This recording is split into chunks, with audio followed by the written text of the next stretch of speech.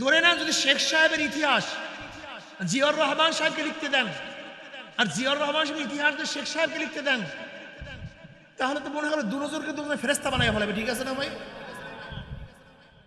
হ্যাঁ, আচ্ছা বলেন তো, আওয়ামী লীগের ইতিহাস যে বিএনপি লেখে আর বিএনপি ইতিহাস যে আওয়ামী লীগ লেখে, তাহলে আওয়ামী লীগের এমন তারিফ বিএনপি করবে মনে হয় যে এর বড় ফেরেস্তার দুনিয়াতে কেউ নেই। হ্যাঁ, আবার বিএনপির তারিফ এমন ভাবে আওয়ামী লীগ করবে মানে এর চেয়ে বড় ফেরেস্তা গোটা দুনিয়ার মধ্যে নেই। ঠিক আছে না ভাই? কেন? ঘটনা কি বলেন তো? কেন? উভয় উভয় দুশ্মন, শত্রু। কি বুঝলেন? যদি শত্রু ইতিহাস লেখে, সেই ইতিহাস মধ্যে ভেজাল হয়, সমস্যা হয়, ঠিক থাকে না। এবার বলেন 1400 বছর আগের ইতিহাস যদি বড় বড় খ্রিস্টান পণ্ডিতরা লেখে, ইহুদি পণ্ডিতরা লেখে, নাস্তিকরা লেখে, বেঈমানরা লেখে, সেই ইতিহাসকে মুসলমানদের ইতিহাস সঠিক লাগবে না ভুল লাগবে? মুসলমানের তারিফ করবে না মুসলমানের 12টা বাজায় দিবে? সেই ইতিহাস পড়িয়া যদি আমরা যেখানে ঈমান যাওয়ার খতরা তাদের সমালোচনা করে, তোর সে বড় গবের দুনিয়াতে নাই বেটা, তোর সে বড় বোকার দুনিয়াতে নাই, বোকা। আবি হুরায়রা রাদিয়াল্লাহু তাআলা আনহু আন আবি সাঈদ খুদরি রাদিয়াল্লাহু তাআলা আনহু আন্নাহুমা শাহাদা আলা রাসূলিল্লাহি সাল্লাল্লাহু আলাইহি ওয়াসাল্লাম আন্নাহু ক্বাল লা ইয়াকুলু কওমুন ইয়াসকুল্লাহা তাআলা ইল্লা হাফাতুল মালায়েকা ওয়া গাশিয়াতুর রাহমাহ ওয়া নাযালাত আলাইহিমুস সাকিনা ওয়া যাকারাল্লাহু ফী মান ইনদাহু রাহু মুসলিম। এই মাজলিস অনেক গুরুত্বপূর্ণ, অনেক দামি। সংক্ষিপ্ত সময় কিছু আলোচনা করব, খুব খেয়ালের সাথে কথাগুলি শোনা চাই। এখানে আমরা যারা আসছি আশা করি অধিকাংশই মুসলমান, কথা ঠিক না? জনাবে মুহাম্মদ রাসূলুল্লাহ সাল্লাল্লাহু আলাইহি ওয়াসাল্লাম উম্মত হিসেবে দাবি করি, অথচ আল্লাহর পরিচয় আমরা অনেকে জানি না, নবীকে অনেকে চিনি না, বিশ্বাস হয় না। আল্লাহকে হুয়াল ওয়াজিবুল ওজুদ আল মুস্তাজিবুল লিজামি সিফাতিল কামালিয়া হুয়াল্লাযী আরসালা রাসূলাহু। ওই সত্তা কোন সত্তা? তিনি কে? যিনি সব সময় অস্তিত্বের মধ্যে আছেন, পরিপূর্ণ গুণের সমন্বয়, পরিপূর্ণ গুণ নিয়ে যিনি সব সময় অস্তিত্বের মধ্যে আছেন, তিনি হলো সত্তা। আমরাও এখন অস্তিত্বের মধ্যে আছি, কিন্তু আমাদের অস্তিত্ব একসময় ছিল না, এখন আছে, একসময় থাকবে না। আল্লাহর অস্তিত্ব আগেও ছিল, এখনো আছে, ভবিষ্যতেও থাকবে। পরিপূর্ণ গুণ, আমাদেরও গুণ আছে, আল্লাহরও গুণ আছে। দেখা একটা গুণ, আমরাও দেখি, আল্লাহও দেখেন, আমরাও শুনি, আল্লাহও শোনেন। দেখেন আল্লাহ পাকের দেখার মধ্যে আমাদের দেখার পার্থক্যটা কি? আমরা এখন দেখি, আগে দেখতাম না, এখন দেখি, মৃত্যুর পরে দেখব না। আলো তো দেখি, অন্ধকারে দেখি না। আল্লাহ পাক আগেও দেখতেন, বলেন সবাই, এখনো, ভবিষ্যতেও।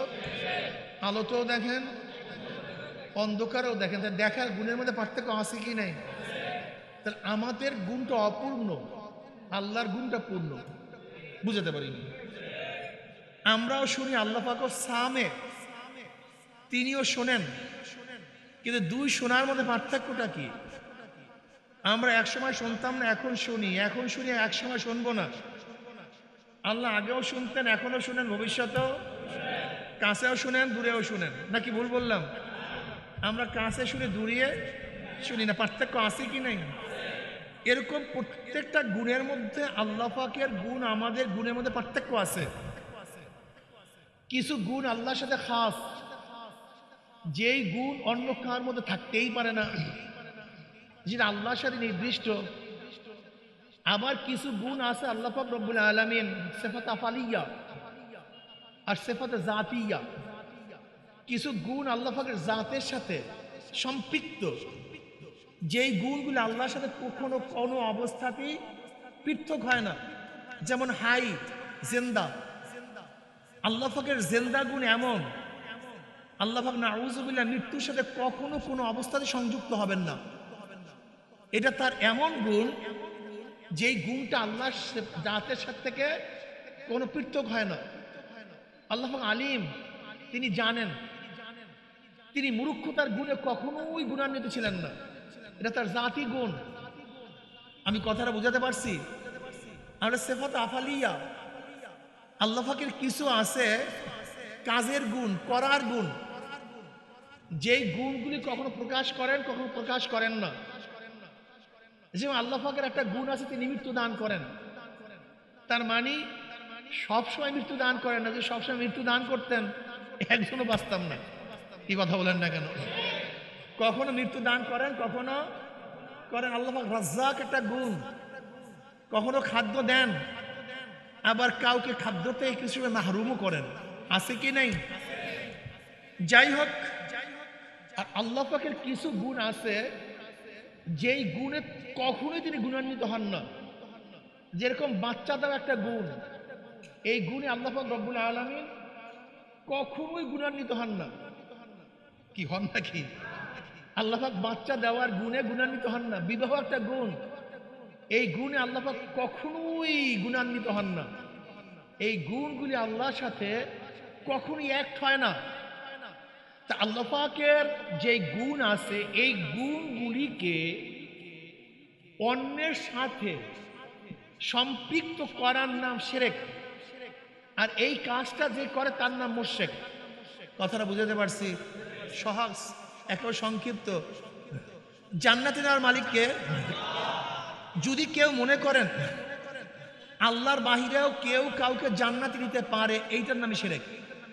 হেদায়েতের মালিককে যদি মনে করেন আল্লাহর বাহিরেও কেউ কাউকে হেদায়েত দিতে পারে, এইটার নাম কি ভাই? জাহান্নাম থেকে বাঁচাবার মালিককে যদি কেউ মনে করেন আল্লাহর বাহিরেও জিব্রাইল, মিকাইল, ইসরাফিল, আজরাইল, নবী আদম, নবী নূহ, নবী ঈসা, নবী মূসা, এমনকি আমার নবী বা অমুক অলি, সেও ইচ্ছা করলে কেউ কাউকে জাহান্নাম থেকে বাঁচাতে পারে, আল্লাহর বাহিরে এরকম যদি কেউ কাউর উপরে ধারণা করেন, শুধু অলি টলি না, গাউস কুতুব নয়, ফেরেশতা, নবী, চার, আল্লাহর বাহিরে এই গুণে যদি কেউ কাউকে গুণান্বিত করে, এইটার নামে শিরক। আর এই কাজটা যে করে তার নাম মুশরিক। কথাটা বুঝাতে পারছি? এখন প্রশ্ন করতে পারেন, হুজুর হেদায়েতের মালিক আল্লাহ, এত দোকান বন্ধ করিয়া, পয়সা খরচ করিয়া, এত ঝামেলা পোহাই আমি এখানে আসছি কেন? এখানে কাজটা কি আমার? হেদায়েতের মালিক তো আল্লাহ। একটা প্রশ্ন আছে কি নাই? কঠিন প্রশ্ন এবং জটিল প্রশ্ন।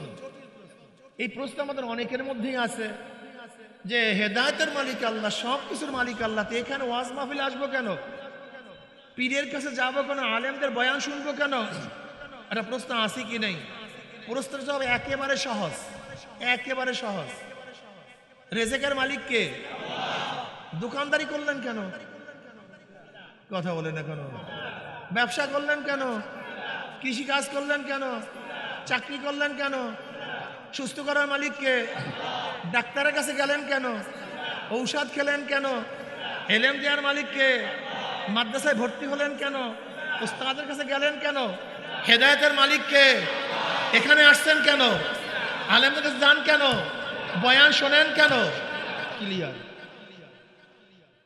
এগুলো ওয়াসাইল, আবতাগু ইলাইহি ওয়াসিলা, তোমরা ওসিলা তালাশ করো। হেদায়েতের মালিক দেখেন, খুব ভালো মতো বোঝার চেষ্টা করেন, কথা একেবারে সংক্ষিপ্ত। সমস্ত নবীদেরকে আল্লাহ পাক হেদায়েত দিয়েছেন ডাইরেক্ট। কোন নবী কাউর দাওয়াতে হেদায়েত পায় নাই। এরকম কোন ঘটনা নাই যে নবী আদম অমুকের বয়ান শুনিয়ে হেদায়েত হয়ে গেছে, নবী নূহ আলাইহিস সালাতু ওয়াস সালাম অমুকের নসিহতের কারণে নামাজ ধরছে, নবী ঈসা আলাইহিস সালাতু ওয়াস সালাম অমুকের বয়ানের সোহবাতের কারণে তিনি ইবাদত শিখছে। এরকম কোনো ঘটনা দুনিয়াতে ঘটে নাই। সমস্ত নবীদেরকে, রাসূলদেরকে আল্লাহ পাক হেদায়েত দেন ডাইরেক্ট। কথা বলেন না কেন? হ্যাঁ, কিন্তু উম্মতদেরকে হেদায়েত দেন মাধ্যম, নবীদের ইনডাইরেক্ট, নবীদের মাধ্যমে। কি বোঝেন নাই? নবীদেরকে হেদায়েত দিয়েছেন, উম্মতদেরকে হেদায়েত দিয়েছেন ইনডাইরেক্ট, নবীদের মাধ্যমে। আমার নবী হেদায়েত পেয়েছেন কিভাবে? কার মাধ্যমে? আল্লাহ ডাইরেক্ট, আল্লাহ পাক হেদায়েত দিয়ে দিয়েছেন ডাইরেক্ট। কোনো কিছু নেই, আল্লাহ পাক ডাইরেক্ট। কিন্তু আবু বকর রাদিয়াল্লাহু হেদায়েত পেয়েছেন কিভাবে? এই তো ওমর ইবনে খাত্তাব কিভাবে, ওসমান গনি রাদিয়াল্লাহু কিভাবে, হযরত আলী মুর্তজা কিভাবে? তা আল্লাহ পাক তাদেরকে ডাইরেক্ট দিতে পারতেন না, দিলেন না কেন? প্রশ্ন। এটা আল্লাহ পাকের নিজাম না, এটা আল্লাহ পাকের নিজাম না, এটা আল্লাহ পাকের পদ্ধতি না।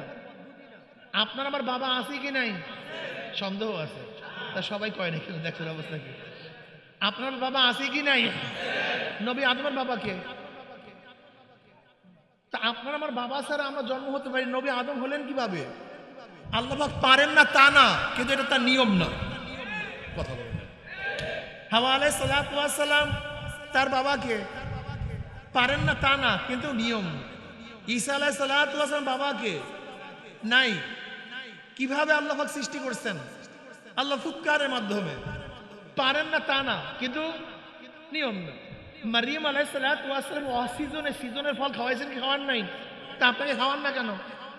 পারেন না তা না, কিন্তু বোঝেন না কিছু। যদি আপনি আজকে আগুনের মধ্যে ঝাঁপ দেন, মরবেন না বাঁচবেন? তা নবী ইব্রাহিম আলাইহিস সালাতু বললেন না কেন?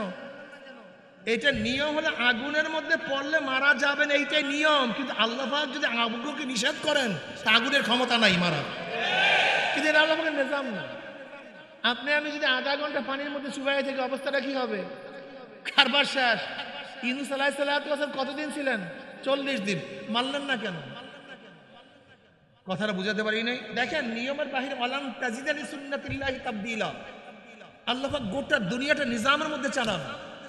এই নিজামের নিয়মের বাহিরে করতে পারেন, কিন্তু সাধারণত করেন না, এটা নিয়ম। তো নবী রসুলগণ হেদায়েত পাইছেন, বুঝলে গেছেন এর মধ্যে। নবীর বাহিরে হেদায়েত পাইছেন নবীদের মাধ্যমে সাহাবারা, সাহাবাদের মাধ্যমে পরবর্তীরা। এখানে মাসালা বুঝতে হবে। আল্লাহর গুণ সম্পর্কে বললাম, এবার নবীর গুণ সম্পর্কে জানতে হবে। আমার নবীর কিছু গুণ আছে, যেই গুণে তিনি গুণান্বিত, অন্য কেউ গুণান্বিত না। যেমন ওহী নবীর উপরই আসে, অন্য কার উপর ওহী যদি ওহীর ইতলাক হয় তখন অর্থ হবে ইলহাম, ওহী না। মনে রাখতে হবে এই গুণ নবীদের, এই গুণ নবীদের। নবীদের থেকে মুজিজা প্রকাশিত হয়, ওলিদের থেকে কেরামত প্রকাশিত হয়। নবীদের কিছু গুণ আছে তাদের সাথে খাস, এই গুণে অন্য কেউ গুণান্বিত হতে। আবার যেই গুণ নবীর না, এরকম গুণে গুণান্বিত নবীকে করা যাবে না। যেরকম গায়েব জানার মালিককে, কথা বলেন না কেন? গায়েব জানার মালিককে। কেউ যদি মনে করে আল্লাহর বাহিরেও কেউ গায়েব জানে, বা আমার নবী গায়েব জানে, এটা নবীর গুণ না, আপনি অতিরিক্ত তার সাথে মিলাই দিচ্ছেন, এটা ঠিক না, এটা শিরক হয়ে যাবে, ভেজাল। আমার নবীর আর একটা গুণ আছেন মাসুম। সমস্ত নবীরা কি মাসুম? সমস্ত নবীরা নিষ্পাপ, এটা নবীদের গুণ। নবীর বাহিরে এই গুণ কাউর নাই। নবীদের গুণ কি ভাই? মাসুমিয়াত, নিষ্পাপ, এটা নবীদের গুণ। সাহাবারা মাসুম নন, তারা মাহফুজ। মাসুমিয়াত আর মাহফুজিয়াত মধ্যে পার্থক্য আছে। কেউ যদি মনে করেন নবীরা মাসুম নন, তারাও গুনাহ করে, তার আহলে সুন্নাত ওয়াল জামাতের থেকে বের হয়ে যাবে। মনে থাকবে তো? তাহলে আল্লাহ সম্পর্কে জানলাম। আল্লাহ পাক ওহী নাযিল করছে কার উপরে? জনাব মুহাম্মদ রাসূলুল্লাহ, তার সম্পর্কে কিছুটা জানলাম। এবার নবী আলাইহিস সালাতু ওয়াস সালাম যাদের মাধ্যমে আমাদের গোটা দুনিয়ার মধ্যে দাওয়াত পৌঁছাইছেন, তাদের নাম কি? জোরে বলে। এই সাহাবীদের সম্পর্কে জানতে হবে, তাদের কিছু গুণ আছে, তাদের কিছু গুণ আছে, এই গুণ সম্পর্কে আপনাকে আমাকে জানতে হবে। যদি না জানেন ভেজালে পড়বেন। এই তিন মাধ্যমে আমরা দিন পেয়েছি, আল্লাহর থেকে নবী, নবীর থেকে সাহাবী, সাহাবাদের থেকে গোটা দুনিয়া, গোটা আলম। গোটা আলমের মধ্যে দিন ছড়াইয়া দিয়েছেন সাহাবারা।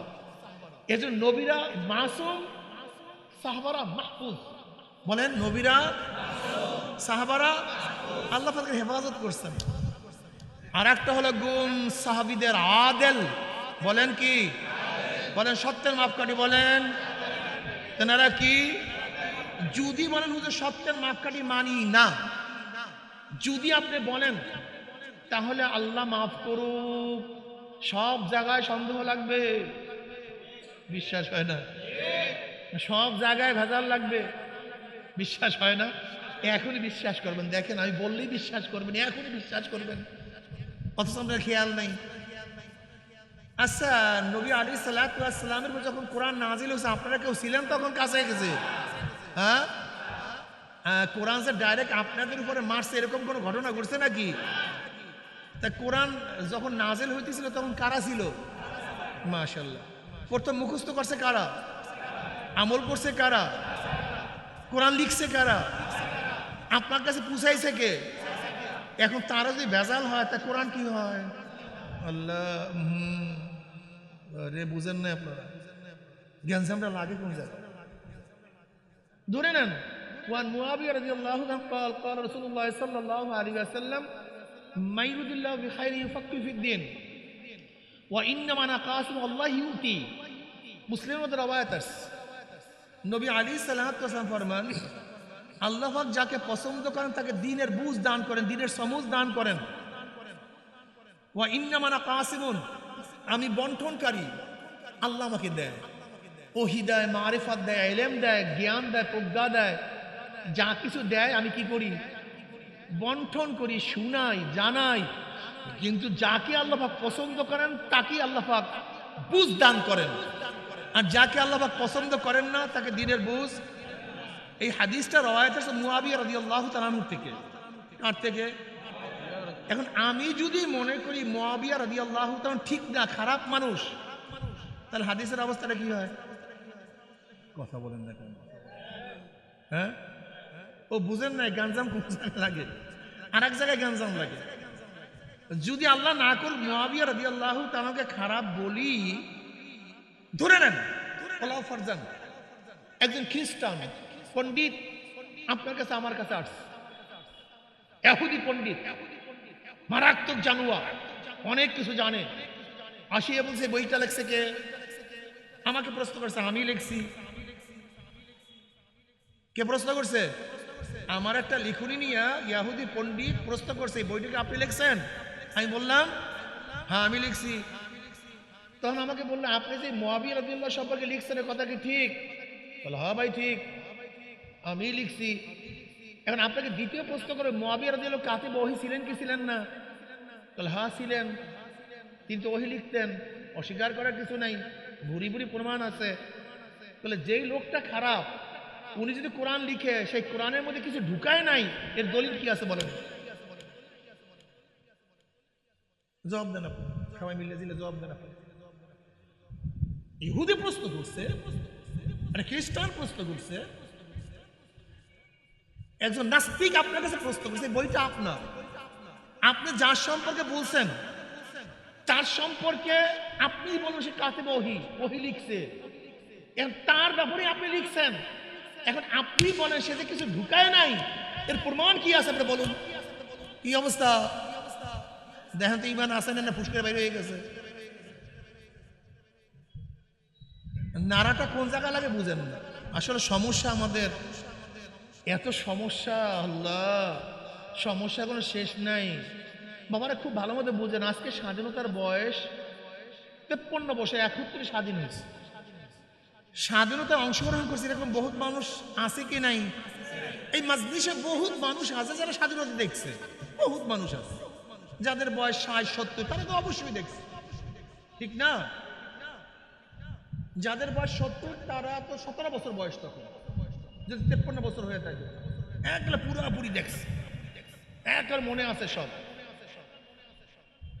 অথচ 53 বছরের যে ঘটনা আমরা ইতিহাসে দেখি, সব ইতিহাস একটা ভিন্নতাও আছে।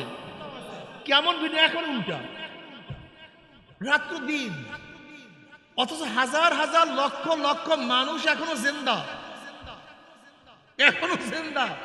বাংলাদেশে বসবাস করি, বাংলাদেশে বসবাস করি, যুদ্ধ দেখছি, এরকম ইতিহাসের মধ্যে যদি হরেক দিজের ইতিহাস হয়ে থাকে, আর আমাদের এই বাংলাদেশের ইতিহাসটা যদি ভারতের মানুষে লেখে, ইংল্যান্ডের মানুষে লেখে, আমেরিকার মানুষে লেখে, তাহলে পার্থক্য আর বাড়বে কি বাড়বে না?